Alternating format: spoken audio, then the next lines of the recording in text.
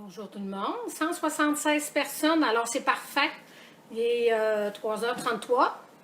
Tiens donc, si on unit l'univers aux chiffres, c'est le bon chiffre pour débuter cette rencontre hebdomadaire des mercredis. Et pour ceux qui sont nouveaux, alors je vous souhaite la bienvenue, bien sûr, chez nous, à l'École Lettres. Mon nom est Nathalie Girard. Je suis copropriétaire de l'école de massothérapie et kinésithérapie Lettres avec mon associée Alexandra Labbé, qui, elle, gère le tout à distance pour les questions d'ordre technique. Et tant qu'à parler des techniques, je veux juste vous faire savoir que si ça bug pour certaines personnes, il paraît que ça vient de votre serveur à la maison. Alors, si vous avez plusieurs jeunes qui sont présentement sur Internet et particulièrement s'ils font des jeux en ligne, ça surcharge votre réseau, ce qui est donc plus difficile. Ce qui fait que à ce moment-là, bien, vous savez que tous nos vidéos demeurent enregistrées sur notre page Facebook, dans la section des vidéos. Et par cette même occasion, je vais donc vous inviter à écouter plus la discussion qu'on va faire sur les pathologies que vouloir prendre des notes. Alors, si vous avez un petit côté, un petit peu de déficit d'attention, un peu comme moi j'avais, j'ai la difficulté à faire les deux en même temps. Alors, sachant que tout demeure enregistré, il sera donc plus facile pour vous peut-être de réécouter le vidéo avec les pathologies, de faire pause, de reculer, l'avancer, ainsi de suite. C'est un outil que vous aurez, qui sera accessible sur notre page Facebook. Par le fait même, certaines personnes m'ont écrit, m'ont demandé des notes pour aller avec ça. Vous savez, l'objectif de faire ces Facebook Live-là, c'est de stimuler notre communauté Facebook, qui est membre avec nous. C'est initialement la COVID-19 qui nous a amenés à poser cette initiation-là. Ça semble donc très apprécié. On constate de semaine en semaine, on gagne des vues avec nous. Et par le fait même, à la suite de notre deuxième semaine, le réseau des massothérapeutes professionnels du Québec a donc contacté les écoles auditées avec eux. Nous demandons la possibilité, si on était intéressé à faire des webinaires, mais comme j'offrais déjà le Facebook en live à l'école, je leur ai parlé de faire un partenariat parce que je ne voulais pas empêcher les gens qui ne sont pas avec le réseau des massos d'assister à ça. Donc, par le fait même, si je termine avec le réseau, ceux qui veulent avoir donc une heure d'attestation de formation continue à la suite du vidéo, vous allez avoir le lien qui est annexé avec le vidéo. Généralement, ça fonctionne très bien, à moins qu'il y ait une erreur d'écriture. C'est ce qui est arrivé par le passé. Alexandra a réglé tout, puis après ça, vous devrez toujours avoir accès à ça. Ça marche? Comment ça fonctionne aussi? Il y a des gens qui m'ont demandé si leur association, autre que le réseau, accréditait aussi ces formations-là. Vous savez, nous, on ne s'est pas tourné vers les écoles pour leur faire savoir nos idées. C'est bel et bien l'école qui est venue vers nous. Alors, si j'ai dit? Ah oui, c'est vrai, moi, je suis l'école, excusez-moi. C'est mon assistante avec moi qui me remet à l'ordre. Alors, je suis désolée. Alors, c'est l'association qui est venue vers nous. Alors, nous, à l'école, nous avons 4 associations qui nous accréditent. Donc, le réseau, bien sûr, RITMA nous accrédite, la QTM nous accrédite et l'AMQ nous accrédite. Si vous faites partie de ces associations-là et que vous aimeriez avoir l'accréditation d'une heure de formation, ben, je vous invite à les contacter, à leur faire part de ce que c'est qu'on offre. Et si eux sont intéressés à avoir plus d'informations, ils nous contactent et on va leur répondre avec plaisir. Et à ce moment-là, on pourra créer quelque chose qui sera donc accessible pour vous. Ça, c'est pas mal les petites nouvelles à faire avant de partir.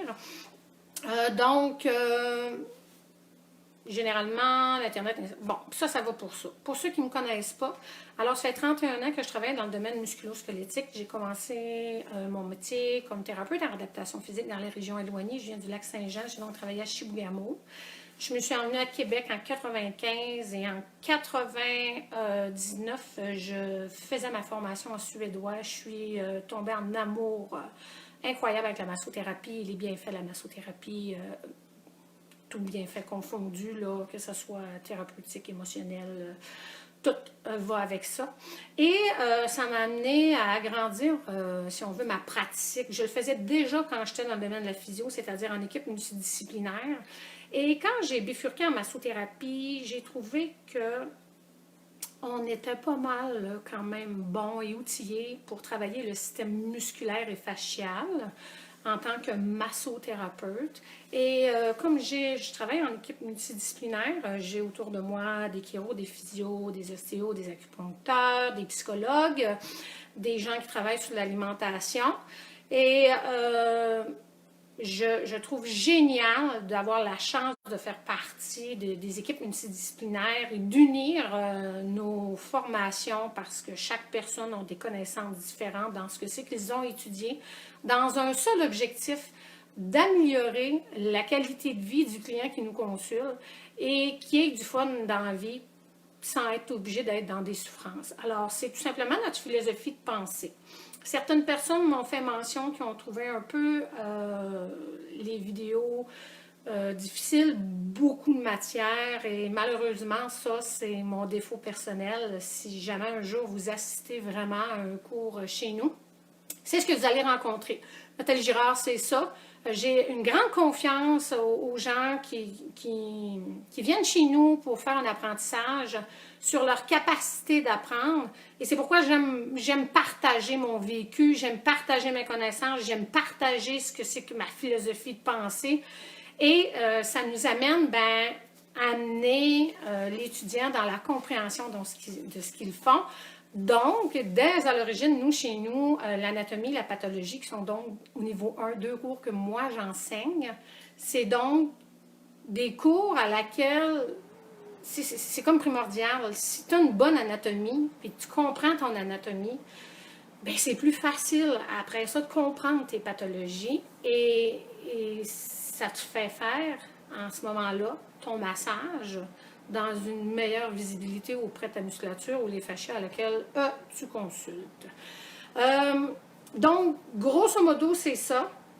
L'objectif maintenant, comme je disais tantôt des Facebook Live, c'est d'interagir avec vous, c'est de vous faire connaître notre philosophie de pensée, comment est-ce que les tensions musculaires, les déséquilibres même musculaires viennent créer certaines contraintes et pouvoir associer un relâchement de la musculature et enlever des contraintes articulaires. Bon, l'articulaire et le musculaire fonctionnent ensemble, on est tous d'accord, mais moi j'ai pour mon dire que si j'ai une structure qui est trop courte, elle fait une contrainte, elle fait un stress sur l'os à laquelle il s'attache ou l'articulation à laquelle il s'attache. Puis si l'autre est trop allongé, ben il n'est pas en position pour faire son action. Alors c'est pourquoi qu'on va aller faire les pathologies aujourd'hui, donc au coude, au poignet et à la main. Et à chaque fois, je vous commence un petit peu avec un rappel anatomique parce que pour moi c'est important et de vous amener à voir des choses.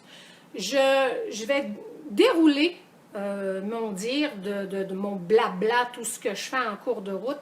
Donc, mon assistante, Manon, qui est avec moi, elle voit s'il y a des questions qui sont posées en cours de route à laquelle je ne semble pas avoir répondu parce que je ne veux pas me déconcentrer par la lecture des messages. Et si jamais, je veux vous assurer d'une chose, on est vraiment très présent pour nos étudiants à l'école. Si jamais je n'ai pas répondu en direct, soyez assurés que d'ici les 24-48 heures, je repasse toutes les questions qui ont été faites et je vais répondre directement à la personne sur le message qui sera avec la vidéo. Ça marche? Alors, 260 personnes, bienvenue tout le monde, bienvenue à la communauté des masso-kinés orthothérapeutes.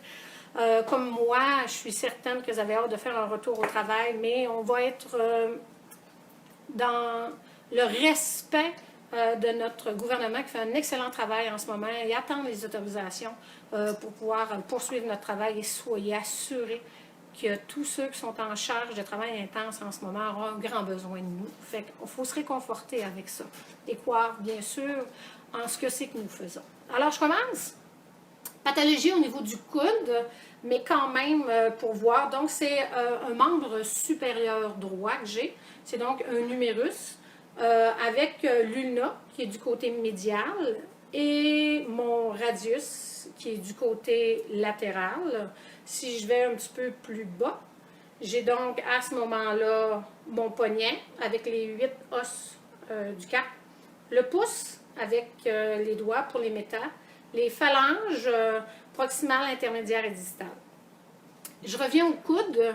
Donc, si je regarde, j'ai l'articulation, j'ai 3 articulations au niveau du coude. J'ai l'articulation huméro-ulnaire, à laquelle on retrouve généralement les mouvements de flexion-extension par rapport à la fourchette olecrane qui rentre au niveau de l'humérus et faire les mouvements de flexion-extension. Et vous savez qu'on est donc limité par une extension os sur os, un arrêt vraiment osseux.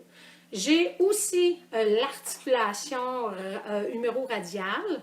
Alors, j'ai les mouvements de flexion aussi qui se fait à l'intérieur de cette articulation, mais particulièrement les mouvements qu'on appelle les pronations, supinations qui sont faits au niveau de l'avant-bras.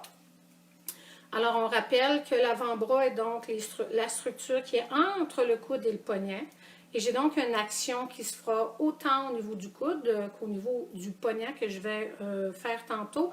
Et j'ai la petite articulation juste ici à l'intérieur, qui est l'articulation radio-lunaire, qui est donc la tête radiale qui pivote.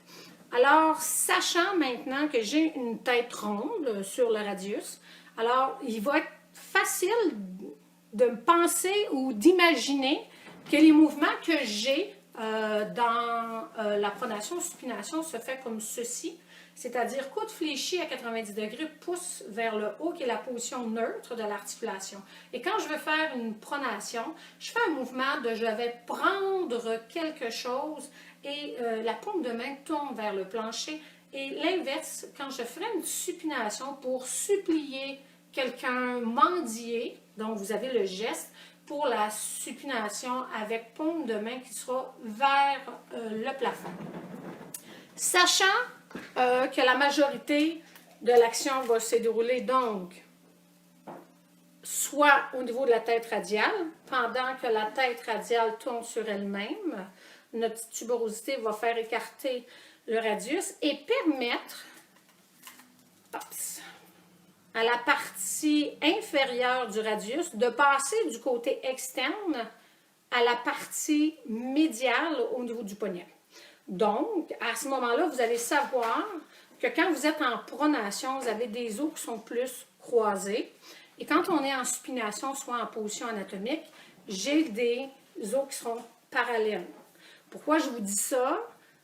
Parce que je considère qu'il y a entre les deux une membrane interosseuse qui doit être mobile, qui doit bouger bien. Alors, sachant ça, il sera plus facile pour vous de mobiliser une membrane ou des os en étant parallèle qu'en étant croisés, à laquelle j'empêcherai un peu le mouvement.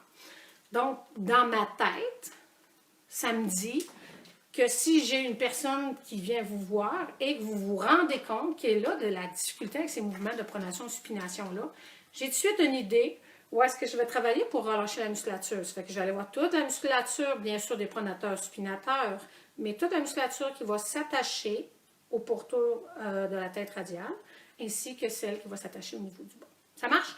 Alors, grosso modo, c'est pas mal, c'est les actions qu'on a au niveau du coude. Et je vais commencer avec les pathologies que vous pouvez rencontrer chez vos clients avec un diagnostic. Et les pathologies les plus fréquentes, en tout cas la plus fréquente, est l'épicondylalgie ou l'épicondylite latérale, anciennement appelée l'épicondylite ou, je me mêle toujours, le tennis elbow pour le revers. Alors, cette épicondylite latérale, donc comme je suis en latéral, tous les muscles qui s'attachent en latéral sont des extenseurs du poignet, okay? À l'exception du brachioradial qui n'agit pas sur le poignet. Alors, on part long extenseur radial, court extenseur radial, extenseur commun des doigts, extenseur propre du petit doigt et extenseur ulnaire au niveau du carpe que vous allez avoir. Fait que j'ai fait le tour ici et ces muscles-là vont donc s'attacher. Comme ces muscles-là créent, certains vont faire une flexion, d'autres une extension du coude, mais la majorité font l'extension du poignet et aussi lors de prendre quelque chose, il y aura une contraction qui se fait au niveau de cette musculature-là. Les gens qui vont venir vous voir avec un diagnostic d'épicondylite latérale auront donc une inflammation généralement à l'attache au niveau des tendons, qui est au niveau de l'épicondylite latérale. Et les symptômes les plus marqués seront quoi? Seront à l'action. On n'oublie pas, c'est un tendon qui est atteint, c'est une structure donc qui est contractile. À ce moment-là, quand le client va donc vouloir enclencher une contraction de ces muscles-là qui sont irrités, bien sûr que le client aura donc une douleur et une douleur peut aussi avoir, accompagné à ça, une faiblesse musculaire étant donné que le muscle n'est pas capable de bien travailler. On dit souvent de l'épicondylite qui c'est un problème où est-ce que la musculature, quand elle arrive à son attache, il y a un problème vibratoire, c'est-à-dire quand je contracte la musculature, vous voyez l'action. Je suis juste en train de faire une flexion du poignet. Regardez l'action. Je bouge seulement les doigts. Et maintenant, je fais une extension du poignet. Lors de la contraction de la musculature, le muscle arrive avec une certaine vibration et qui crée l'irritation, bien sûr, sur l'épicondyle. Si, dans ma tête, j'ai énormément de tension du corps musculaire, il est normal que quand je suis tendue, que je raccourcisse la fibre, ce qui fait qu'en raccourcissant les fibres du muscle, je traque davantage les attaches. Ça marche? Donc, le client aura mal. La descriptif, les gens vont vous dire, j'ai de la difficulté, aussi simple que prendre ma tasse, prendre ma bouteille d'eau, aller dans le frigo. Aller dans le frigo, prendre une pinte de lait va être extrêmement difficile parce que nous sommes en bras de levier allongé, associé à une préhension. Donc, serrer, prendre quelque chose. Donc, ça sera des symptômes douloureux sur le client. Essorer un torchon, couper des choses. Donc, tout ce qui est mouvement avec les mains. Alors, les gens bon, bien sûr, coiffeuses, esthéticiennes, couturières, les dames retraitées qui font, comment on appelle ça, là, oui, les dames retraitées, ils font du cercle des fermières. Ah, les fermières, oui, du métier, du tissage, alors ces mouvements fins-là. Et si je vais de l'autre côté, avec les personnes qui travaillent beaucoup sur des gros outils vibratoires, les chocs, les vibrations sont très sollicités. Alors, les gens à la construction, les marteaux-piqueurs, ceux qui font des lavages d'auto, les sableurs, avec les outils de vibration, c'est ce qu'on rencontre vraiment beaucoup dans ces symptômes-là. Alors, les personnes, moi, qu'est-ce que je vais faire? Je vais donc tout travailler, bien sûr, la musculature des extenseurs et la musculature qui va croiser au niveau du coude pour pouvoir les dégager. Par contre, je vais vous raconter une histoire en ce qui me concerne. Je suis très bonne pour les pathologies ayant vécu des choses comme ça. J'ai, en 2017, fait une surutilisation de mon coude, c'est-à-dire par mouvement de flexion. Je faisais beaucoup de flexion, j'ai désherbé, j'ai fait beaucoup de travail sur le terrain. Bien sûr, accompagné de mon métier comme massothérapeute à laquelle je suis toujours en flexion. Et j'avais des symptômes qui me donnaient au niveau du coude vraiment l'impression d'avoir une inflammation de ma musculature au niveau des extenseurs. Chose qui m'était vraiment bizarre parce que je pouvais masser sans aucune douleur. Et là, je me suis dit, c'est pas normal. Quand on est inflammé, et que la musculature est vraiment inflammée et irritée, elle te permet comme pas de travailler aisément. Elle te fait des contraintes, elle t'empêche de l'utiliser. Fait que là, je dis, wow, t'as peu là. Je fais mes massages, je fais 5 heures de massage, ça va super bien. Par contre, c'est à la suite de ça. Alors, c'est pourquoi? C'est parce que je trouve qu'on donne trop d'attention seulement aux muscles extenseurs du coude et on oublie d'aller voir deux principaux muscles qui sont fléchisseurs du coude et qui font de belles douleurs référées quand le muscle est en actif pour son point gâchette. Alors, le brachoradial qui est juste ici, le brachoradial est juste à côté le brachial. Donc, ces muscles-là. Et moi, donc, j'ai donc décidé, je me suis fait de la chaleur, de l'automassage, je me suis fait des ventouses et j'ai travaillé mon trigger point, bien sûr. J'ai aussi fait des étirements qui m'ont aidé à récupérer vraiment de cette douleur-là. Donc, ça, c'est ce qui concerne en réalité les épicondylites latérales au niveau du coude qui s'adressent aux muscles extenseurs. Sinon, on rencontre quoi? Vous avez des épicondylites médiales. Alors, l'épicondylite médiale sera tout simplement la musculature qui s'attache à l'interne et la musculature qui s'attache à l'interne sont les fléchisseurs au niveau du poignet et au niveau des doigts. Ça marche? Alors, j'ai une atteinte, j'ai une inflammation d'un tendon, c'est une structure qui est contractile, les symptômes sont les mêmes, c'est-à-dire douleur, lorsque j'aurai une contraction de la musculature des fléchisseurs.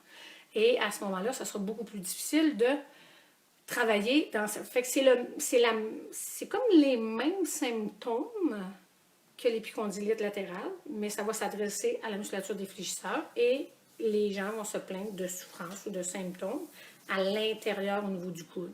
Alors là, à ce moment-là, je vais m'adresser davantage donc aux muscles fléchisseurs du poignet. À la suite de ça, j'aimerais vous dire, on a comme tendance soit à travailler, si c'est une épicondylite latérale, surtout donner de l'attention à la musculature des extenseurs. Et si jamais c'est la médiale, on va s'adresser surtout à la musculature des fléchisseurs. Par contre, dans un ou des deux cas, vous vous adressez quand même un peu à l'autre musculature. Je donne un exemple. Les personnes qui travaillent à l'ordinateur, donc souvent ils ont les bras, le poignet légèrement fléchi avec la flexion. Alors je suis en allongement des structures avec des extenseurs, mais je suis en train de raccourcir les fléchisseurs. Trop, c'est comme pas assez. Trop court, c'est pas mieux. Trop long, c'est pas mieux non plus. Alors, portez une attention aux deux structures. Faites vraiment l'avant-bras au complet et embarquez, bien sûr, la musculature du biceps et au niveau du triceps. Le triceps, dans ce vaste latéral, fait des douleurs référées aussi à l'épicondyle latéral. Ça marche? Alors, vous allez venir vraiment désengorger ces structures-là. Et bien sûr, souvent, quand vous avez les clients avec ces deux pathologies-là, c'est souvent de la chronicité. C'est vraiment des pathologies qui sont comme pris un peu tard, où les gens pensent que c'est pas grave et ils se ramassent souvent en chronicité. Dans les cas chroniques, il y a énormément de tension. Alors, le monde font le saut de savoir que moi, je suggère de la chaleur sur le corps du muscle et non sur la zone qui est irritée, mais bien sur le corps du muscle avec l'automassage. Et je vais faire, bien sûr, étirer ma musculature, toujours sans douleur, pour aider à déprogrammer les points de tension qui se feront dans ces zones-là. Et, bon, bien, la chaleur va activer la circulation sanguine, ça va nous permettre de faire un bon drainage. Fait que ça, c'est pas mal les deux pathologies qu'on rencontre vraiment souvent. Je vous parle quand même de la pathologie qu'on appelle la bursite olécrânienne. La bursite, donc, c'est une petite poche de liquide synovial qui est là pour protéger les articulations. Généralement, le plus souvent, la bursite arrive par compression. Une chute sur le coude ou les gens qui sont toujours appuyés sur un coude avec un point de pression. La bursite sort à la partie vraiment au bout de l'écran. Ça gonfle, ça vient mou. Ça vient quand même assez gros. C'est chaud, bien sûr, c'est inflammé. On agit plus ou moins vraiment beaucoup là-dessus. Les gens, généralement, vont prendre, les médecins vont leur avoir prescrit de l'anti-inflammatoire. Certains vont l'avoir ponctionné pour enlever un certain degré de niveau de liquide qui est accumulé en dedans. Mais généralement, fait que ça, c'est beaucoup plus les bursites qui sont d'ordre traumatique ou des micro-mouvements ou des micro-traumatismes qui vont venir faire des petits chocs puis que les gens seront protégés. À la suite de ça, qu'est-ce que vous pouvez rencontrer? C'est un syndrome du nerf ulnaire, le nerf ulnaire anciennement appelé le nerf cubital. Le nerf cubital passe où? Passe donc du côté, du côté médial. Donc, on va placer notre du côté médial. Il y a vraiment une petite place en dessous de l'épicondylite médiale pour un petit passage. Et le nerf, donc, c'est sa gouttière, sa coulisse, passe là-dedans et va donc descendre sur la face ulnaire jusqu'à l'avant-bras. Les symptômes du nerf ulnaire par compression du nerf ulnaire, c'est de l'engourdissement qui sera fréquent dans les 5e et 4e doigts et un petit peu en montant au niveau d'ici. Fait que généralement, vous savez, je pense que tout le monde, vous êtes connu une fois dans la vie, certains au niveau du coude, puis vous avez un choc électrique au niveau qui était allé jusqu'au niveau de la main, c'est lui le nerf ulnaire. Alors, il faut penser donc de venir voir les attaches des fléchisseurs qui vont venir ici s'engorger jusqu'un petit peu en postérieur. J'ai un enconné et j'ai l'attache du triceps que je vais aller voir pour dégager musculairement, pour m'assurer que mon nerf ait cette belle fluidité-là. Sinon, je vais aller rencontrer le fléchisseur ulnaire du cap ou l'extenseur ulnaire du cap pour désengorger ma face médiale pour faire que le nerf soit moins squeezé par la tension des muscles. Ça, c'est le syndrome du nerf ulnaire. Je pourrais vous dire que c'est quand même assez rebelle. Moi, j'ai une cliente âgée, 80 ans, qui a vécu ça l'année passée, elle a porté un attel, ainsi de suite, mais qui est due à l'arthrose. Alors, et le neurologue ne considérait pas que cette dame était rendue à une opération pour aller enlever l'ostéophyte qui amenait cette compression-là. Fait que ça, c'est une autre possibilité. En parlant de l'arthrose et l'arthrite au niveau du coude sont beaucoup plus rares. Il existe aussi des luxations et des entorses. Bon, les deux vont ensemble. Les deux, c'est donc une atteinte ligamentaire. Ça prend généralement un traumatisme pour amener les luxations. Les luxations de la tête radiale vont être fréquentes chez les enfants entre 1 an et 5 ans, étant donné que leur système ligamentaire n'est pas assez fort et que les gens auront tendance à tirer au niveau du poignet l'enfant pour dire « oui, viens-t'en » ou tu le tires par les bras. Et ça peut faire des luxations au niveau de la tête radiale chez les enfants. Mais c'est pas quelque chose que j'ai rencontré beaucoup dans ma profession. Et c'est quand même assez, comme je dis, rare. Et à chaque fois que je l'ai vu, c'est par un traumatisme direct, soit une chute ou subir un mouvement violent, soit de l'arrière ou de l'avant. C'est sûr qu'un mouvement vers l'arrière va prononcer un mouvement d'hyperextension quand tu es os sur os. C'est beaucoup plus contraignant et plus difficile. Donc, personnellement, vous allez être appelé à rencontrer dans le domaine de la massothérapie, je considère beaucoup plus des épicondylites latérales, musculature extenseur, des épicondylites médiales, musculature des fléchisseurs, un syndrome du nerf ulnaire.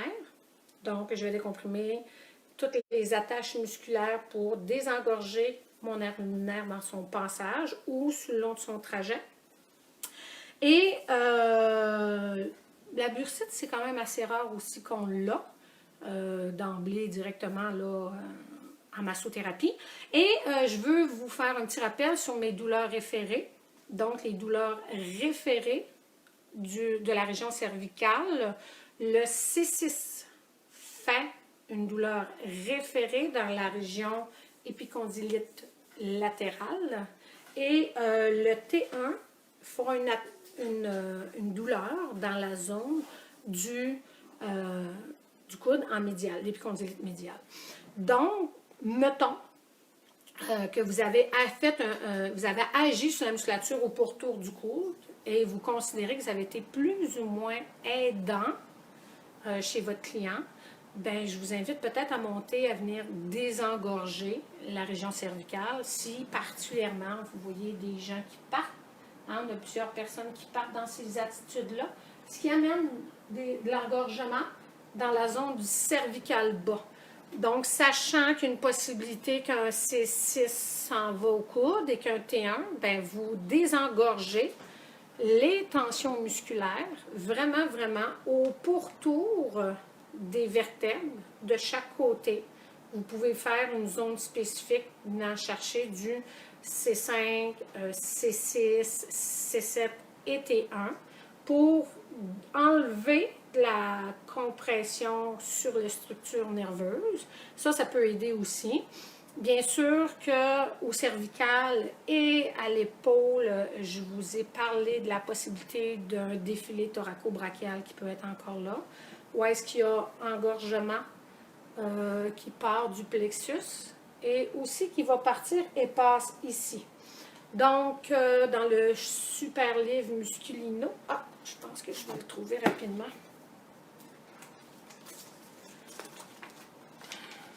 Vous allez avoir ce schéma-là. Donc, si je l'approche, vous voyez, ce qui est rouge, c'est artère, ce qui est jaune, c'est les nerfs. Alors, j'ai le nerf médian, le nerf urinaire qui passe ici. Alors, si vous voulez aider à décomprimer le système nerveux ou artériel, alors le coraco-brachial étant au-dessus à la partie haute et le brachial étant au-dessus à la partie basse de l'humérus, tandis ici, je vais avoir donc à dégager du triceps, long chef et vaste médial. Ça marche pour ça. Alors, si le système, le plexus passe là-dedans et que la musculature est trop tendue, peut comprimer en relâchant la musculature, je vais décongestionner mon système nerveux par le fait même. Ça va pour ça. Et, bien sûr, je vais juste vous dire qu'il y a en tout 20 muscles qui font une douleur référée au coude. 20 muscles. Donc, je parle des régions là, latérales, antérieures, postérieures ou médiales. Donc, toutes régions confondues. J'ai 20 muscles. Mais j'aimerais vous éveiller à quelque chose. J'ai 8 muscles qui font des douleurs référées au coude et qui ne croisent aucunement l'articulation du coude. Alors, tantôt, je vous disais, si vous avez agi sur ces zones-là et que vous n'avez pas eu un résultat escompté, et que vous considérez que les tensions cervicales au pourtour de C5, C6, C7, T1 ne sont pas significatives d'un engorgement dans cette zone-là, bien, je vous invite à aller voir l'échellement scalène, le subclavier, bien sûr, qui fait sa douleur référée au niveau du coude. Donc là, en arrière, j'ai le dentelé postérieur supérieur qui sont en dessous des rhomboïdes. J'ai le supraépineux, j'ai le infraépineux, j'ai grand rond, j'ai grand et petit pectoral et bien sûr le subclavier que je vous ai donné qui font une douleur référée dans la région du coude. Donc, je vous éveille à porter votre regard sur la posture de votre client. Et donc, si je me ramène avec des gens qui partent comme ça, et si j'ajoute des enroulements de l'épaule ou des bascules de l'épaule, vous pourrez donc considérer que cette musculature-là sera sous tension. Vous pouvez la dégager. Bien sûr, vous voulez avoir un résultat sur tout, bien, vous massez avant-bras, bras, toute la zone pectorale, puis vous finissez avec le cervical. Sauf que moi, j'aime bien travailler en processus d'élimination parce que ça me permet de mieux éduquer mon client sur son enseignement d'hygiène posturale qui pourrait l'aider. Si mon problème ne vient pas au niveau du coude, ben je vais faire un enseignement au niveau cervical, la chaleur, l'automassage sera peut-être plus au niveau cervical, et puis bien sûr, mes étirements musculaires vont être aussi à la région cervicale. Et par contre, si c'est plus au niveau des muscles de l'avant-bras qui s'attachent au niveau de la main, ben mon approche sera plus vers là. Tous les livres que je vous parle, je les ai mis aujourd'hui sur la page, sur la page Facebook de l'école, avec à côté l'utilité de chaque livre. Donc, je vous ai mis tout ça en référence. Et je m'en allais vous dire, bien sûr qu'on rencontre souvent les problématiques au coude, même au poignet puis à la main, avec les gens qui font du travail d'ordinateur. Alors, on a plusieurs personnes là-dessus. Et dites-vous une chose, surtout c'est ainsi avec le télétravail, les gens ne sont pas en posture adéquate à la maison pour être bien positionnés pour faire leurs 35 heures semaine avec une posture inadéquate. Alors, je vous assure à ce moment-là que les douleurs, ils seront plus présentes par rapport, il y a vraiment des tensions différentes qui se travaillent là-dedans. Sinon, si les personnes sont au travail, on a la chance d'avoir maintenant les ergonomes. Donc, moi, je dis souvent aux clients, est-ce que tu as demandé à un ergonome qui vienne étudier ton lieu de travail pour t'assurer que tu aies un endroit de travail adéquat qui sera confortable pour toi et pour pouvoir t'aider. Alors ça, c'est mes pathologies au niveau du coude. Il y avait des questions versus le coude? Il y avait Guy qui demandait quand il prend une toile, un canevas. Oui. Quand il prend une toile, un canevas, il y a des doigts engourdis. OK, ça on s'en va. Oui, on s'en... Non, ouais. Je vais juste te laisser... Donc, ouais, on n'a pas dit au monde qui appelle de ne pas appeler. Donc, Guy, tout dépendant ton engourdissement, où est-ce que ça va, c'est sûr, si tu fais de la peinture, ça va être plus peut-être au niveau du poignet, je m'en viens là-dessus. OK, je m'en viens parler des problématiques au niveau du poignet. Et les problématiques au niveau du poignet qu'on rencontre, la plus fréquente, c'est vraiment ce qu'on appelle le syndrome du tunnel carpien, qui est vraiment, je pense que c'est ce qui est le plus fréquent. Alors, le tunnel carpien, bien sûr, est à la région antérieure au niveau du poignet.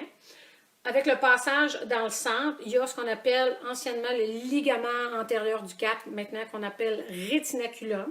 C'est une bande de tissu conjonctif qui est placée là, avec une structure concave et qui retient en place tous les tendons qui rentrent au niveau du poignet pour venir faire l'action au niveau du poignet, au niveau des doigts.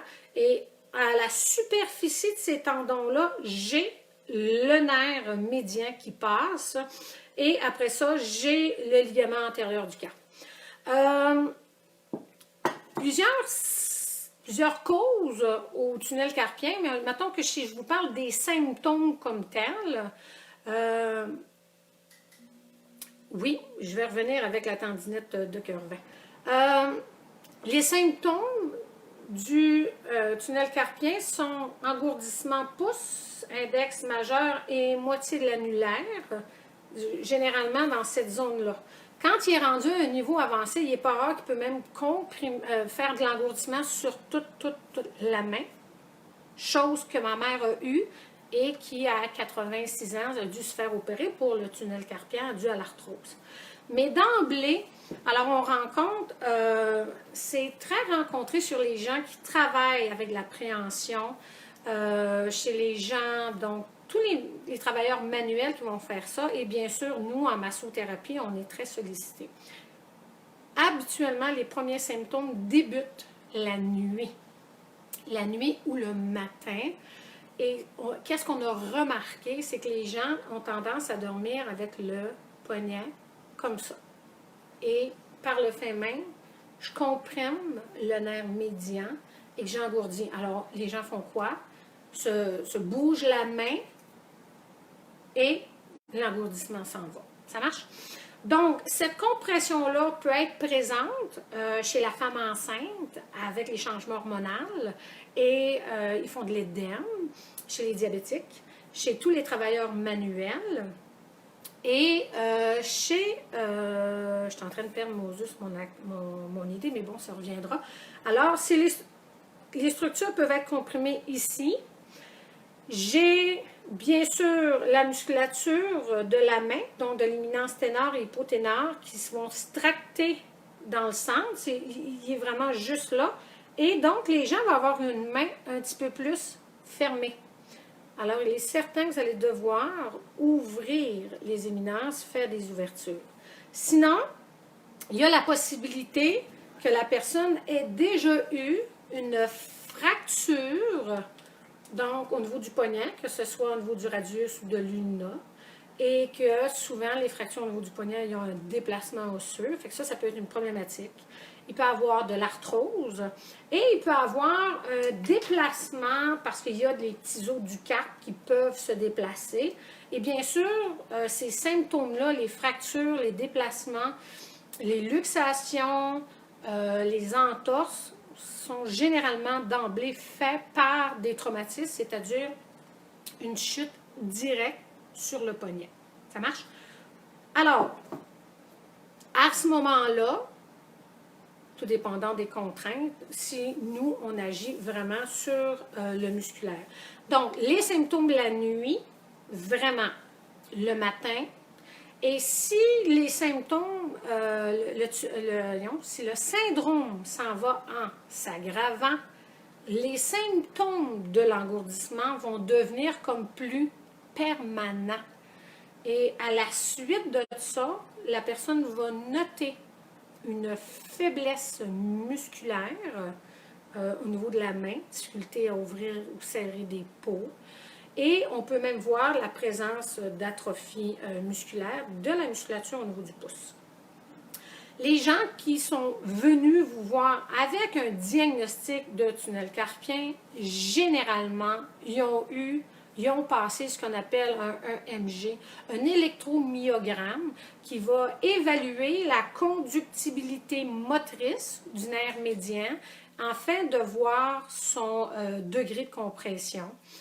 Et ça prend toujours, je dirais, je vais dire presque toujours, un EMG qui va confirmer le tunnel carpien avant que les gens vont se faire opérer. Le tunnel carpien est vraiment, vraiment souvent opéré.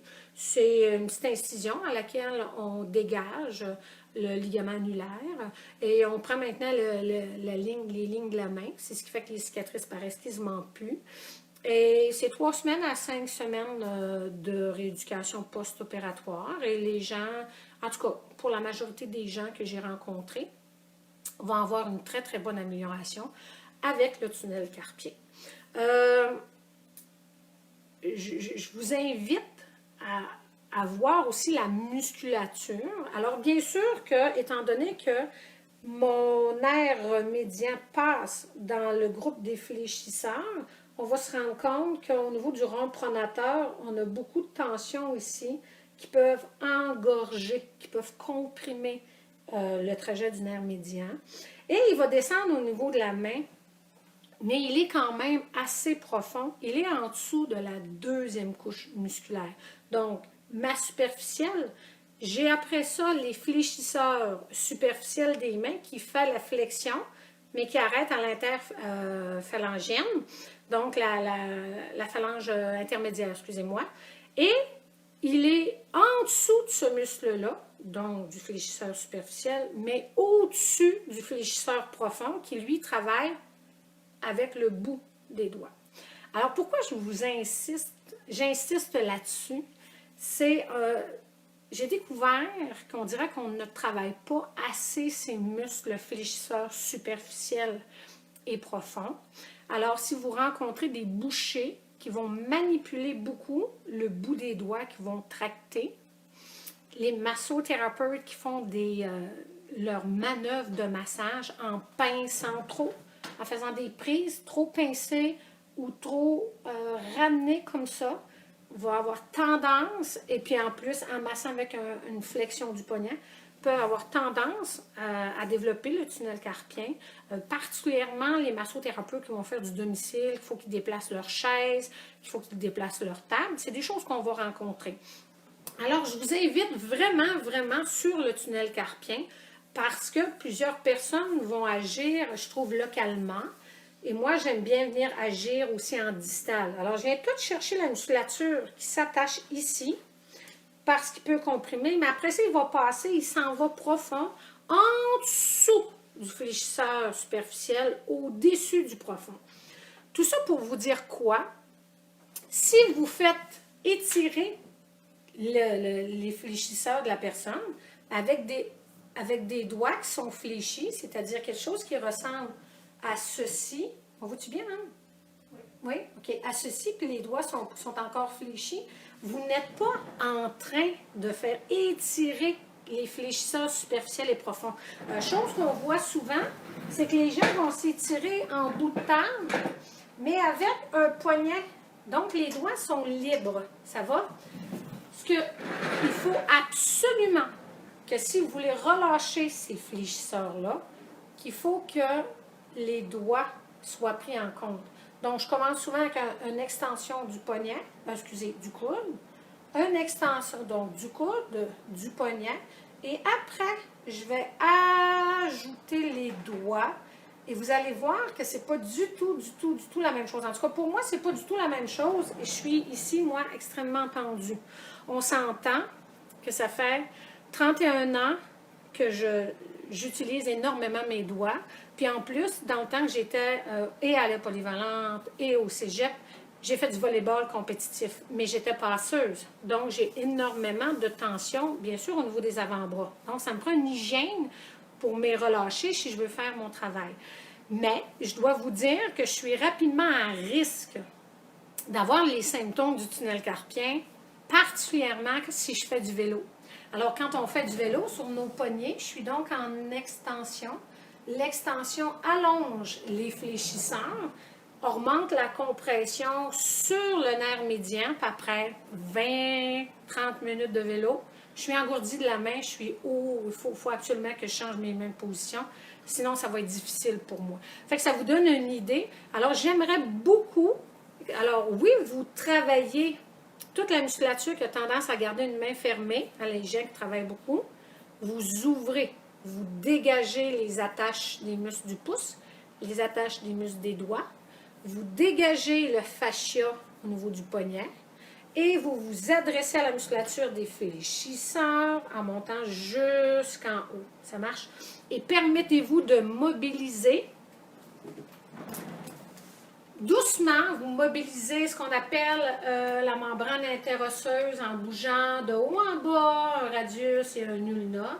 Bougez les petits os au niveau des poignets, ouvrez la main, mobilisez la main, faire en sorte qu'on ait de la belle mobilité et que la musculature puisse à ce moment-là se relâcher. Non, je ne suis pas encore rendue aux problématiques de pouce. Je ne suis pas rendue à la tendinite de Kerlin. Good. Alors, au poignet, vous allez rencontrer beaucoup vraiment le tunnel carpien. Vous allez rencontrer donc des fractures à la suite de chute. C'est d'emblée. Et quand vous marchez, une personne tombe vers l'avant, elle ne fait pas salut bébé, je ne me mets pas les bras puis je tombe en pleine face. C'est impossible. C'est inné. Que je tombe par en avant, je mets les bras. Que je tombe par en arrière, je vais mettre aussi les bras pour me protéger. Et à la suite de ça, il y arrive donc fracture avec déplacement ou fracture sans déplacement. Les gens peuvent avoir été obligés d'être opérés, ils ont été immobilisés. Et à la suite de ça, généralement, ils sortent du semi-plâtre, ils vont aller en physiothérapie, récupérer leur souplesse, et ainsi de suite. Mais moi, souvent, je les vois en massothérapie après pour venir tout enlever les tensions au bout de toute la musculature. Vous savez, si vous avez une atteinte au niveau du poignet, vous allez vous tenir comme ça, la même chose au niveau de l'épaule. Donc, je vais travailler le membre supérieur, je vais désengorger mon système musculaire, je vais venir travailler le cervical, puis ça va aider à ce moment-là. Quelles sont les manœuvres qu'on peut faire? Je ne connais pas toutes les approches que vous avez. Moi, je vous parle du suédois. Et je vais vous parler à la fin de mon protocole de réchauffement, puis comment je viens travailler à dégager ou aider à déprogrammer un trigger point. Je vais vous revenir là-dessus. Alors, tunnel carpien, vraiment au niveau du poignet, c'est vraiment ce qu'on voit le plus. Les post-fractures, il peut y avoir des tensions qui sont restées là. Qu'est-ce que vous allez voir aussi? C'est des douleurs au niveau des petits os du carpe qui peuvent être pris. Mais vous allez rencontrer surtout au niveau du poignet les kystes synoviaux. Alors, un petit kyste, généralement, vous allez voir la personne, elle va avoir une petite bosse soit ici ou en antérieur. C'est des kystes qui se trouvent être trop engorgés entre les petits os du carpe. Certains vont être extra, donc vous allez les voir, et d'autres vont être intra. Moi, j'en ai eu qui était intra à la suite d'avoir travaillé, j'ai rencontré un orthopédiste, et lui, il me dit que les kystes au niveau des poignets apparaissent lorsqu'on sollicite trop fréquemment les poignets. Et à la suite de ça, les compressions vont amener à faire comme des petits kystes synoviaux qui vont se développer. Personnellement, pour l'avoir eu, c'est extrêmement souffrant. Pas dans les positions neutres. Par contre, la particularité du kyste, c'est surtout ceux à la partie dorsale de la main, le mouvement d'extension. Et le mouvement d'extension va amener la compression au niveau du kyste. Donc, nous, en tout cas, vous puis moi, quand on masse, soyez vraiment alerte. Souvent, nous, on rencontre vraiment des gens avec trop des extensions au niveau du poignet parce que vous massez trop proche de vous. Il y a vraiment un angle de 45 degrés à respecter. Quand vous regardez mon poignet, 45 degrés à 90 degrés, ma charge est très grande sur un poignet quand je suis trop près. Il est vraiment important de vous allonger, avoir une jambe avant-arrière pour faire du transfert de poids et transmettre à ce moment-là les pouces en alignement direct ou des poignets légèrement en extension. Alors, les kystes synoviaux, c'est aussi simple si vous mettez la main sur la table et que vous faites une extension appuyée, ça va faire « Oh! » Tellement, moi, là, que quand je l'ai eu, je n'étais plus capable de faire ça. Dans ce temps-là, je travaillais dans le domaine de la physio. Je faisais mes massages, je m'installais à hauteur de mon client pour pouvoir faire mes manœuvres afin de ne pas avoir de compression parce que c'était vraiment trop douloureux. Alors, vous savez qu'il y a, comment on dit ça, une fable alentour des kystes synoviaux. C'est-à-dire, écoute, pète-les, tu n'auras plus de problème. Ben, c'est ça. Alors, souvent, il y en a qui disent, Nat, c'est-tu vrai que si tu donnes un coup de dictionnaire sur le poignet, ça va faire éclater ton kyste, puis tu vas être correct?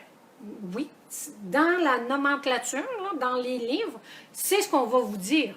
Alors, moi, ce que je fais, parce que si je travaille trop, j'ai tendance à en refaire. Alors, je prends mon poignet à laquelle je traque. Alors, on va essayer de s'installer.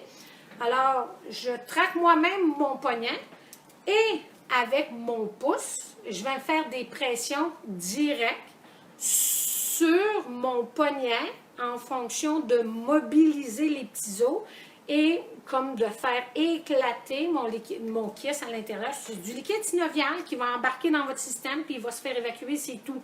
Mais sinon, c'est vraiment très incommodant. Fait que vous devez, personnellement, si vous êtes des masso-kinés orthothérapeutes et qui avez de la difficulté avec vos poignets en extension, excusez, que ça ne semble pas être une inflammation d'un tendon ou quelque chose comme ça, ben pensez à revoir votre posture en massage ou de travail avec le fait que vous êtes trop en extension. Vous squeezez vraiment la possibilité d'avoir des petits kystes synoviaux à l'intérieur qui sont là. Alors ça, c'est une autre chose qui est vraiment rencontrée. Au niveau du poignet, kyste synovial, oui. Poignet, donc poignet, main, arthrose, arthrite, fréquent, l'arthrite, 75% des gens vieillissants font de l'arthrite. Je considère que ça débute au niveau des mains, au niveau des pieds. Alors, donc, raideur, quand c'est arthrite, c'est qu'il y a d'emblée de l'inflammation. Alors, ils ont plus de douleur et oui, de la raideur, avec beaucoup de déformations au niveau des doigts. De l'arthrose, beaucoup plus de la raideur, avec quelques déformations, mais moins néfastes que l'arthrite. Personnellement, chez les gens que je vais masser, je vais en douceur chez les gens arthrosés, arthritiques. Mon but, c'est d'activer la circulation sanguine, d'échanger ça, et en douceur. Et à la fin, je prends les mains, je les mobilise, je les travaille, je les assouplis. Il faut que ça soit confortable et non douloureux. Et les gens ont d'emblée beaucoup plus de légèreté, moins d'ankylose. C'est aussi simple, les gens vont se lever le matin, les gens qui font de l'arthrite ou de l'arthrose, ils s'en vont avec les mains en dessous de l'eau tiède pour les aider. Personnellement, le plus beau des cadeaux à faire, moi j'ai fait ça pour ma mère qui fait énormément d'arthrose, et je vais vous le raconter, trop drôle, c'est un bain de paraffine, c'est génial. J'ai acheté ça bien sûr chez Walmart dans le temps, ça fait des années, et j'ai pas pensé de regarder, il y en avait avec thermostat, puis pas de thermostat. Fait que moi, je suis toute fière, arrive à Noël pour ma mère, présente le bain paraffine, on y installe dans la journée, fait que le temps que la paraffine fonde, ça prend un bout. La paraffine est fondue, ben je dis à maman, go, avouez. Ben, ma mère, elle se met les mains dedans, fait, hey, elle dit, c'est donc bien chaud. Moi, je dis, ben voyons donc, mais ça va pas être si chaud que ça. Il faut pas oublier que la personne âgée, elle a une peau plus fine et plus mince, donc beaucoup plus sensible à la chaleur. Fait que moi, j'y ai été pour le faire et effectivement, c'était chaud. Alors, je vous suggère, si vous avez, vous, à investir, mettons, pour vous, achetez un bain de paraffine avec un thermostat. Donc, au lieu de le collecter, de faire fondre la paraffine, puis là, il est rendu trop chaud, il faut que tu le décollectes pour que la paraffine refroidisse, mais que tu t'en sers avant qu'elle refige, c'est complexe. Donc, avec un thermostat, vous pouvez l'avoir à temps plein. Vous trempez la main 4-5 fois dans la paraffine et c'est magnifique parce que ça les pousse toute la main, tous les doigts. Il y a comme aussi en même temps de l'huile à travers la paraffine, ce qui vient vraiment aider chez les gens arthrosés et arthritiques. Les gens arthrosés et arthritiques, on suggère tout le temps des petites activités de dextérité fine. Tu sais, les balles anti-stress, juste pour garder la mobilité. C'est super important d'avoir la mobilité au niveau de la main et au niveau du poignet parce que, particulièrement chez les personnes âgées, c'est ton moyen de rester autonome le plus longtemps possible. Donc, si moi, je veux attacher une chaîne, attacher mon pantalon, monter mon zipper, faire mes boucles, j'ai besoin de cette flexibilité-là. Alors, on peut les faire jouer des balles anti-stress, de la plasticine pour enfants, des balles mousse qui sont vraiment molles. Et moi, j'aime bien le faire ramasser des petits pois, pas cuits, sinon ils s'écrasent. Donc, des petits pois durs que vous les faites ramasser, puis un par un, qui va garder. Donc, dans les gens arthrosés, arthritiques, c'est de la chaleur, de l'activation de la circulation sanguine, de la belle petite mobilité, puis juste faire qu'ils vont être vraiment souple, garder une souplesse pour quand ils mangent, quand ils font leur hygiène de vie, c'est super important. Alors ça, c'est des choses qu'on va rencontrer beaucoup plus au niveau de la main. Alors, j'ai parlé de ça, Oui, je vais finir avec le pouce. Vous rencontrez aussi à la main, donc il est déjà 4h30, ce qu'on appelle la maladie de Dupuytren. La maladie de Dupuytren s'adresse aux fléchisseurs des doigts. Alors, il se passe une rétraction de l'aponévrose des fléchisseurs et qui tend à garder les doigts en flexion. Les gens sont capables de se mobiliser les doigts, okay, en flexion, mais ne seront pas capables d'étendre. Et vous allez voir à ce moment-là, 2 tendons très bien sortis. Je vous montre 4e, 5e parce que c'est très fréquent au niveau des doigts. Alors, je vous en parle parce que c'est pas parce que vous voyez des doigts déformés qu'il ne faut pas les masser. Au contraire, vous pouvez les mobiliser, les travailler, les désengorger pour donner de la vie dans la main puis aider ça. Vous pouvez essayer d'ouvrir la main, mais sincèrement, acharnez-vous pas là-dessus. Là. C'est vraiment figé là. Ce que je trouve intéressant aujourd'hui, il y a toujours le protocole. Là, les gens vont recevoir des injections de cortisone au début. Puis, il existe maintenant une décompression des gaines, des aponevroses au niveau de maladies du Dupuytren et qui retarde la maladie. Ça ne l'empêche pas, mais ça la retarde. Donc, nous, en massothérapie, on fait quoi? On travaille à venir désengorger toute la musculature des fléchisseurs. Alors, on vous parle des fléchisseurs des doigts. C'est principalement les fléchisseurs superficiels et profonds. Et oui, les trigger points, les points gâchettes dans le tunnel, dans le Dupuytren, les fléchisseurs des doigts font les douleurs référées dans les doigts. Oui, si c'est juste de la douleur, mais s'ils sont en phase sclérose, si on veut, par la rétraction que c'est figé là, vous pouvez tenter de juste désengorger puis de mobiliser qui peuvent aider à ce moment-là. Oui, le prochain, c'est le doigt à gâchette. Le doigt à gâchette ou le doigt à ressort, c'est dans un des fléchisseurs des doigts, donc le superficiel ou le profond, on dit qu'il y a la présence d'un petit nodule dans le tendon.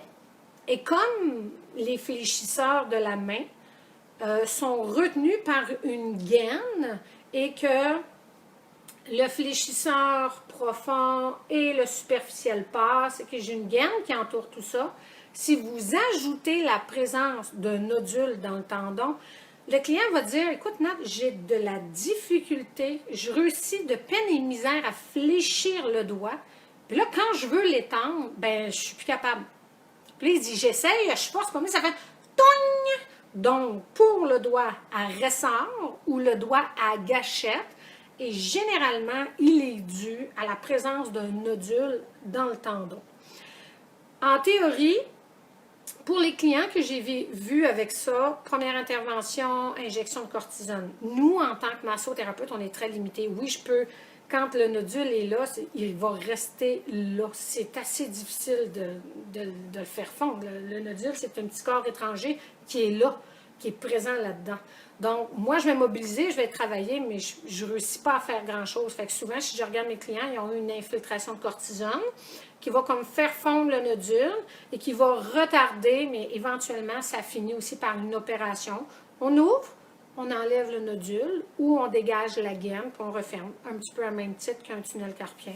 Et c'est une opération d'une journée, c'est quand même assez facile. Ce que je veux vous dire, restez alerte. Hein? Toutes les personnes qui ont eu des chirurgies, tunnel carpien, présence d'un doigt gâchette, d'un nodule, des Dupuytren, n'oubliez pas l'effet peut-être dévastateur de la cicatrice si elle reste avec des adhérences. Il faut vraiment que cette cicatrice-là soit souple pour ne pas faire de contraintes sur les structures.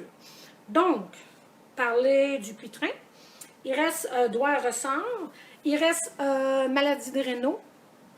La maladie de Raynaud, le syndrome de Raynaud sont un trouble de circulation sanguine au niveau des mains, un trouble trophique, et qui va amener le client à avoir, c'est dû à quoi? La question, c'est dû à quoi une maladie de Raynaud? Malheureusement, c'est encore de cause inconnue dans la nomenclature. Par contre, j'ai eu une étudiante, une fois en pathologie, qui me dit qu'il y en avait plusieurs dans sa famille et certaines personnes,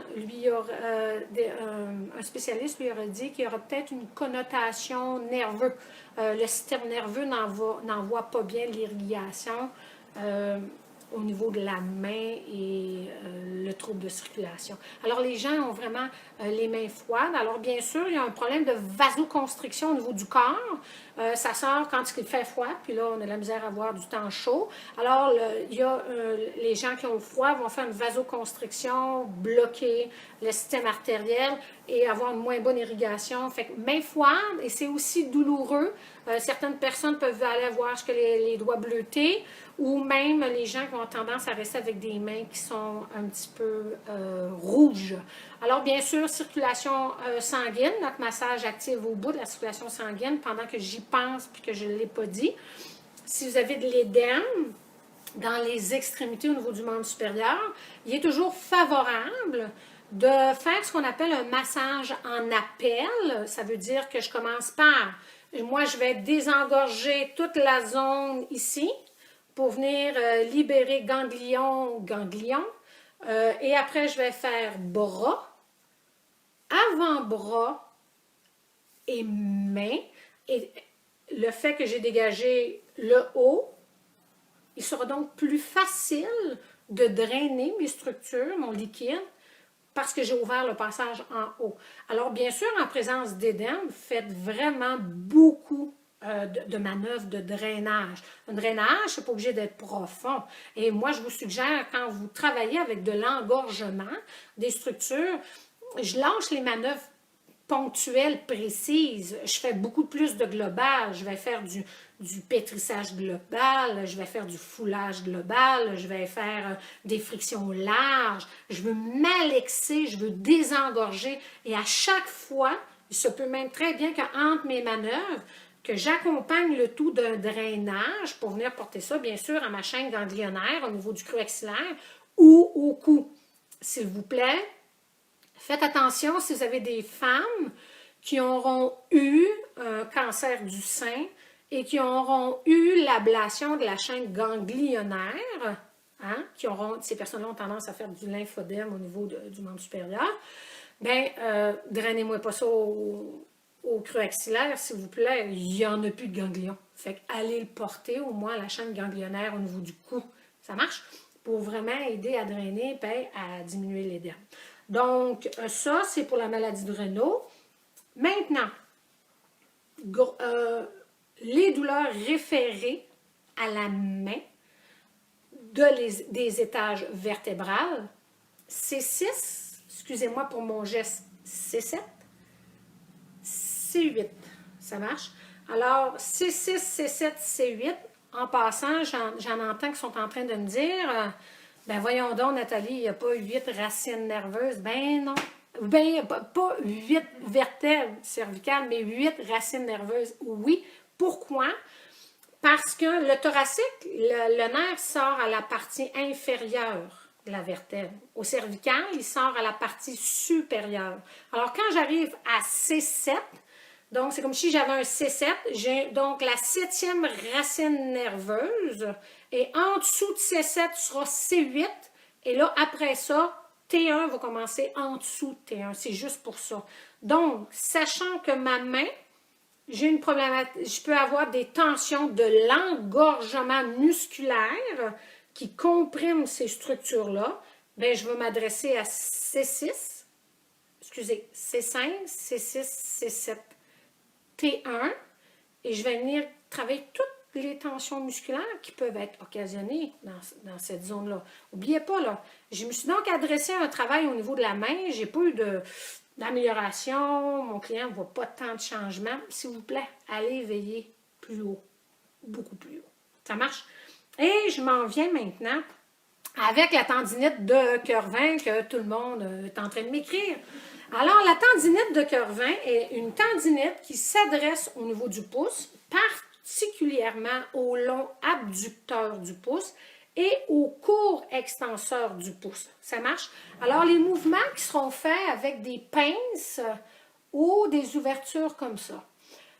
On rencontre souvent cette tendinite-là diagnostiquée chez des thérapeutes manuels, donc des massothérapeutes comme nous, des coiffeuses, alors tout ce qui va être des mouvements qui vont ressembler à ça. Ça va? Alors, ce que je voudrais, juste pour qu'on s'amuse, parce que je le fais toujours faire à mes étudiants en massothérapie, on va voir si, en tant que massothérapeute, vous travaillez adéquatement avec vos pouces ou que vous ne travaillez pas adéquatement avec vos pouces. Alors, voici. Vous rentrez le pouce à l'intérieur de la main que vous abriez par vos doigts. Et à la suite de ça, vous amenez, moi je fais faire coude en extension, on va étirer ces muscles-là, on va voir votre réaction. Alors, j'amène le poignet à s'incliner vers le petit doigt et généralement, les gens vont faire « ou aou » ou « aïe », ça me fait donc bien mal. Ça veut donc dire que vous êtes en tension de ces muscles-là, ce qui veut donc dire que vous travaillez énormément avec des pouces comme ça.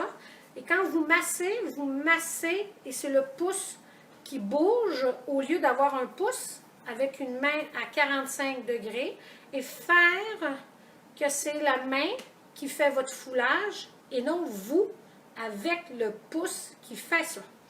Alors, si vous avez eu une tension qui s'est démontrée quand vous faites ça, c'est aussi simple quand vous massez. Bien, ces muscles du pouce-là sont en dessous des extenseurs du poignet. Donc, ils s'en vont à peu près jusqu'à la mi-avant-bras et en oblique, OK? De l'extérieur vers l'intérieur. Alors, quand vous faites un foulage, vous allez faire un clouc-clouc, clouc-clouc. Bon, bien, si vous allez dans le sens droit, dans les extenseurs, vous sentez un clouc-clouc, clouc-clouc, bien, clouc-clouc, ce n'est pas les extenseurs, vous êtes dans le sens de la fibre. Ça veut donc dire qu'il y a une grande tension dans la musculature au niveau du long abducteur et court extenseur. Alors, il faut que la personne qui souffre de ça, et c'est une tendinite qui est assez difficile à récupérer parce qu'on travaille énormément au niveau du pouce. Vous savez qu'il y a des orthèses d'immobilisation qui vont aider le client à faire moins de mouvements. Mais bien sûr qu'il faut le sortir aussi, le pouce, pour mobiliser, parce que sinon, en ankylose, c'est pas toujours mieux non plus. Alors, il faut plutôt voir quel est le mouvement qui surcharge ce pouce-là. Et donc, moi, bien sûr, je fais chaleur, automassage, et je vais m'étirer ces muscles-là. Avec ce que je vous ai fait tantôt, ça va devenir mon étirement, que je respecte toujours en travaillant pas dans la douleur. Et je vois vraiment changer l'action. C'est très rencontré chez les cuisinières. Ça donne l'impression d'avoir une petite bosse un peu plus haute. Et bien sûr, c'est très douloureux à l'utilisation du pouce. Et j'ai vu une dame cuisinière qui a été opérée pour la tendinite de Kervin, qui a été décomprimée, parce que c'est les tendons ensemble qui passent dans la gaine. Ils ont donc décomprimé la gaine et ça a réglé son problème à la madame. Et ça, j'ai dû voir ça il y a au moins une quinzaine d'années et c'était nouveau. Et les résultats étaient super beaux. La madame continuait à être cuisinière, la cicatrice était belle. Fait que j'ai fait « Wow, c'est quand même intéressant ». Alors, la tendinite de Kervin, il faut donc enlever les tensions, faire de l'étirement, mais surtout regarder comment vous massez. Alors, regardez vraiment, votre pouce doit vraiment toujours être dans l'alignement de l'avant-bras. Souvent, on ramasse des étudiants comme ça, avec des contraintes, et là, on trouve des problèmes articulaires au niveau du pouce, à la métacarpophalangienne. Il y a beaucoup aussi d'arthrose au niveau du pouce. Et ceux qui font du taping neuroproprioceptif, le taping neuroproprioceptif en inhibition pour la tendinite de Kervin, avec une correction tissulaire sur l'atteinte, c'est vraiment super efficace. Mes pouces vont m'aimer, ben, je suis bien contente que mes pouces vont vous aimer. Et regardez, je vois trop d'étudiants en massothérapie que je reprends, en tout cas qu'on reprend chez nous sur la correction, vraiment l'utilisation des pouces. C'est notre outil de travail. Écoutez, moi, ça fait 31 ans que je travaille avec. Je n'ai pas eu de tendinite là, pas du tout. Ça travaille très bien, mais je suis quand même imposante physiquement. Alors, votre 45 degrés aligné avec la table, pouce toujours aligné, transfert de poids, coude. Malheureusement, quand vous faites du transfert de poids, vous faites un transfert de poids, puis les coudes font ça. Est-ce que vous pensez vraiment que le poids se rend au pouce? Oubliez ça. Vous vous positionnez. Pouce, je suis positionnée. Barrez les coudes, débarrez-les légèrement. Là, je stabilise mes coudes légèrement fléchis. Je rentre en action mes stabilisateurs de la scapula et je me laisse tomber vers l'avant. Pas de tension dans les épaules, pas de tension. Si vous avez des coudes en extension, la prise, la contrainte arrive direct à l'épaule et là, vous allez avoir des problèmes, tendinite, bursite. Alors, le léger débarrage au niveau du coude va changer la direction de la force et enlever une contrainte. Puis, à ce moment-là, si c'est trop, quand c'est trop difficile, les gens ont de la difficulté avec le pouce, on fait quoi? On travaille avec le coude. On peut travailler très bien les trigger points avec le coude. Grosso modo, c'est ça. Je finis en parlant un petit peu de mes principes, comment je viens déprogrammer les tensions. Mais juste avant, je vous dis, il y a exactement 25 muscles et plus alors je n'ai pas rentré tous les petits muscles de la main, qui font une douleur référée, poignet, main et doigts. Ça va? 25 muscles et plus. Alors, bien sûr que la majorité vont se situer là. Et voici, j'en ai quand même 12 muscles qui ont la possibilité, avec un trigger point actif, donc un point gâchette actif, de faire une douleur référée au niveau du poignet ou de la main. Ça marche? J'ai nomme, bien sûr, nos scalènes, le dentelé postérieur supérieur, le supra, l'infra, le subscapulaire, petit pec, subclavier, brachial, coraco-brachial, triceps, brachioradial et rond pronateur. Ce sont donc tous des muscles qui sont en haut du poignet. Le brachioradial arrête avant. Ne croise pas l'articulation du poignet. Ça marche? Et si plusieurs massothérapeutes, vous avez mal au pouce et que vous pensiez à une tendinite de Kervin, comme on travaille énormément en flexion, ça marche, allez voir le brachial. Le brachial fait une référence directe dans le pouce. Tout le monde pense qu'ils ont une tendinite. On travaille au niveau du pouce, pas de changement. Et pourtant, allez voir le brachial. Le brachial est situé juste en dessous du biceps brachial. Il est en sandwich entre le biceps brachial puis le triceps en arrière. Fait que vous le pognez juste ici en bas. Ceux qui vont avoir le livre là, Musculino, là, travailler avec est génial. Moi, je veux mourir quand c'est des cordes parce qu'on sollicite ça. Fait que pensez à tous ceux qui travaillent avec les coudes fléchis constamment. C'est ce que le monde fait aujourd'hui. Les gens sont sur les cellulaires. Je suis en flexion. Les gens, là, on est en chaîne de flexion. On est fléchi, on n'a plus d'ouverture. Alors, s'il vous plaît, pensez à ouvrir vos jambes, allonger, étirer, mobiliser en ouverture, dégager pour que tout ça bouge. Ça marche. Et je termine en vous disant, voici comment moi, j'aime faire un petit procédé pour aider à déprogrammer. Parce que mon objectif, c'est quoi? C'est de déprogrammer mon point gâchette. Quand il est actif, c'est là qu'il est néfaste pour nous autres, pour notre client. Donc, bien sûr, moi, je vais vous parler de mes approches parce que je fais du suédois. Alors, je ne connais pas les autres approches, mais moi, mon suédois, j'ai appris à faire un effleurage superficiel, un effleurage profond pour réchauffer dans le sens de ma fibre. Je fais du foulage, je fais du pétrissage.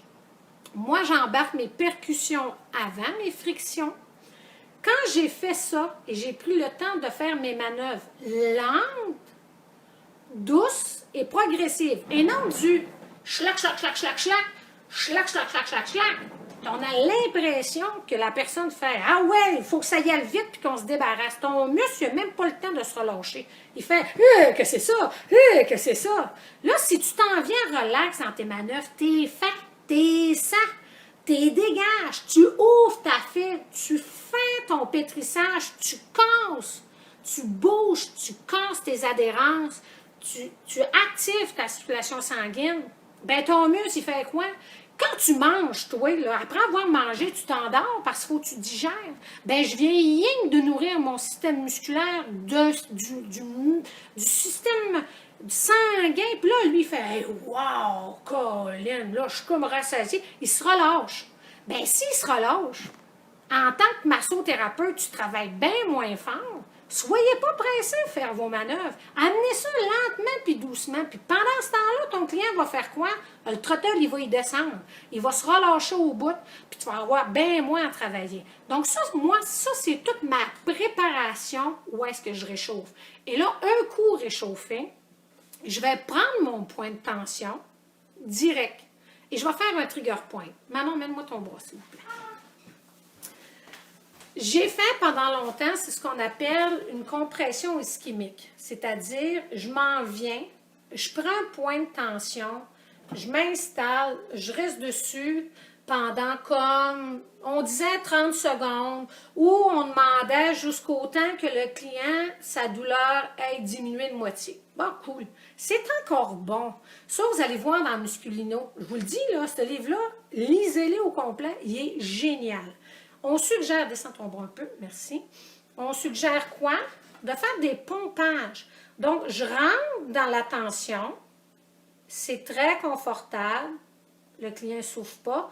Je fais des petites. C'est à peine si je lâche de ça. Juste le fait que je lâche, fait que je pompe, touc, touc, touc, j'active la circulation sanguine tout le temps. Je suis tout le temps en train de créer une irrigation sanguine pour aider à relâcher, OK, la musculature. Et après, je fais quoi? Je prends, quand je considère, passez pas 5 minutes sur un trigger point, c'est agressant plus qu'autre chose, là. Faites 30 secondes, changez, 30 secondes. Après, maximum 2 minutes, allez ailleurs, faites d'autres manœuvres, puis venez le reprendre. Mais moi, je vais faire 30 secondes en pompage. Quand j'ai fini, je fais quoi? Je raccourcis ma fibre musculaire, je la comprime, et je garde la compression et j'allonge le muscle. Et des fois, je m'amuse même. Ça, c'est un petit peu plus souffrant pour le client, mais quand même. Sinon, je m'amuse, je fais quoi? Je garde la pression et pendant que j'allonge lentement et doucement, je repousse lentement et doucement vers le haut mon trigger point. Quand j'ai fini de faire ça, je vais allonger mon muscle. Je vais demander à ma cliente de pousser environ 10% dans ma main pour faire une levée de tension pendant 5 secondes minimum et je lui dis relâche. Et là, vous avez vu, je n'ai pas relâché en même temps. Reprends, s'il vous plaît, Manon. Vous ne devez pas voir ça. Il faut que ça soit doux. Et quand je dis relâche, je relâche. Là, je n'ai pas eu d'action. Et après, j'allonge jusqu'à la nouvelle résistance de ma fibre musculaire et je redemande de contracter.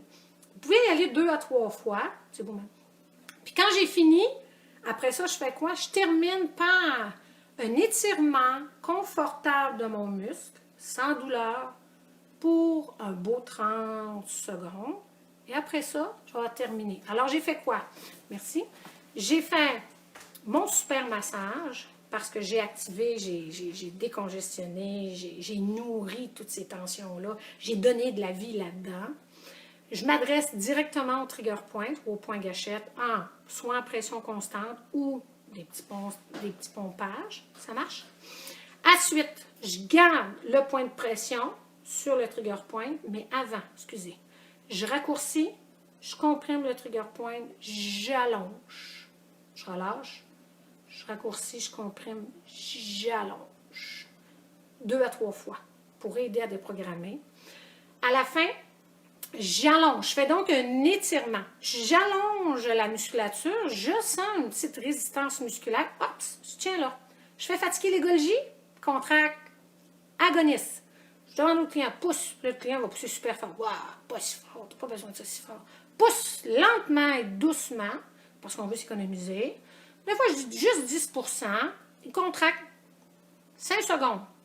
C'est pas 1, 2, 3, 4, 5. C'est 1, 2, un rythme régulier. Quand il relâche, je relâche. Et j'ai là 5 secondes. J'ai encore 5 secondes. Donc, prenez votre temps pour allonger ma fibre jusqu'à sa nouvelle résistance. Ça marche? Good! Et après avoir fait ça 2 fois, je termine avec un étirement musculaire du muscle que je considérais qui était hypertonique. 30 secondes. Et le client va faire quoi avec moi? Il va se faire une chaleur chez eux, il va se faire un automassage et un étirement. Et grâce à tout ce travail-là, ensemble, on relâche le système musculaire. Alors, c'est tout pour aujourd'hui. Je vous ai placé 2 livres. Ceux qui ont la difficulté avec les mouvements, ils sont, voyons, Blandine Calais-Germain, je vous ai tout décrit. Donc, les mouvements, l'action des muscles, la biomécanique. Vous avez de la difficulté à trouver des exercices. Lui, c'est donc pour trouver les exercices et les mouvements. Ça va vous aider. Et je vous ai mis par les temps qui courent, avec l'anxiété qui s'ajoute, la respiration à cohérence cardiaque qui est magnifique, c'est 0 point de barre, c'est gratuit, c'est votre système et ça va amener un effet magnifique. Je vous remercie beaucoup de votre présence. On a eu vraiment un beau nombre. Je suis contente, j'aime ça, faire ça. J'adore ça, faire ça pour vous. C'est une vraie passion pour moi. Et je sais comment est-ce qu'on peut aider les gens par la massothérapie. Et je vous dis à la semaine prochaine. C'est supposé d'être en genou, cheville, parce qu'on était supposé de sortir de notre confinement. Je suis pas certaine qu'on va avoir la possibilité de continuer. Alors, ça se peut très bien que je décide de faire comme hanche, puis un peu de genou, puis l'autre, puis n'ajouter un autre peut-être en mai pour faire genou, cheville, là, avec. Puis après ça, on verra, on ne sait pas ce que c'est que la vie nous réserve, là, elle nous réserve plein de belles surprises. Merci beaucoup tout le monde, vous êtes merveilleux, merveilleuses, bienvenue à toutes les nouvelles personnes qu'on ne connaît pas, et au plaisir de vous rencontrer. Moi, j'aime bien le contact humain. Alors, de présence, yeux dans les yeux, avec notre belle énergie, c'est magnifique. Bye bye tout le monde, belle semaine!